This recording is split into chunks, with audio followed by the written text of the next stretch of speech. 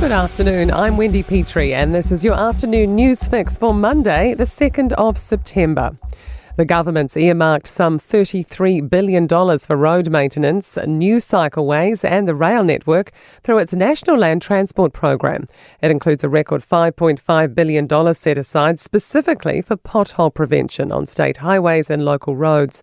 Transport Minister Simeon Brown says implementing sensible and reliable transport options was a key reason Kiwis voted for his government. They were sick of the potholes plaguing our roads. They were fed up with the phantom projects that cost a fortune but never got off the ground. And they were tired of the speed bumps, planter boxes and cycleways that made going about their day-to-day lives all the more difficult. Shane Jones has revealed Attorney General Judith Collins has spoken to him about his comments on the judiciary.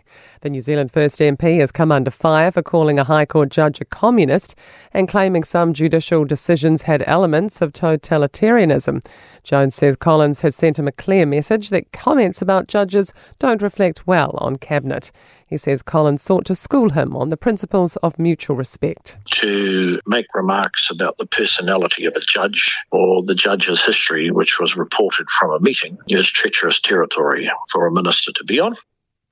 A group determined to tackle the numbers of bottle shops says there's been a flurry of licensing bids ahead of stiffer new rules. Auckland's local alcohol policy comes into force this month with an immediate 2-year freeze on new off licences in the city centre and certain suburbs. Danica McLean has more. According to Local Democracy reporting, Communities Against Alcohol Harm's Grant Hewison says they've noticed a rush of applications in the past 3 to 4 months. Auckland Council says between May and August there were 139 new liquor licence applications, 22 for off licences. A South Auckland doctors' clinic says it's battling understaffing and underfunding as patients queue up for hours before opening time. Otara Local Doctors and Urgent Care opens for walk-ins about 8 a.m, but lines start building outside from 6. Chief Executive Lloyd McCain says the government's proposed 4% increase on a GP's per-patient payment is not enough. He told the Herald this is a crisis. Primary care is absolutely on its knees. We're seeing a number of clinics close throughout the country. We're seeing a number of general practitioners, just call it quits.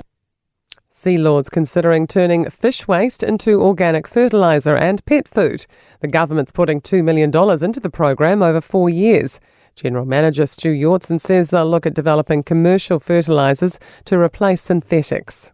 Pet food globally is in massive growth, and we think there's an opportunity to use sustainably caught fish that we currently send to fish meal into a pet food product. To sport now, and defending champion Coco Gauff's pointing to a lack of execution as the reason behind her 4th-round exit from the US Tennis Open.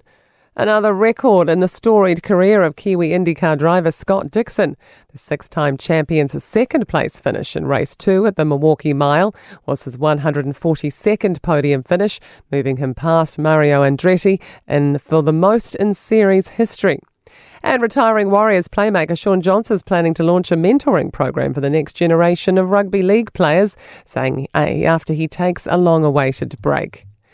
And that's your latest news fix. We'll be back for the next update tomorrow morning from the Newstalk ZB newsroom.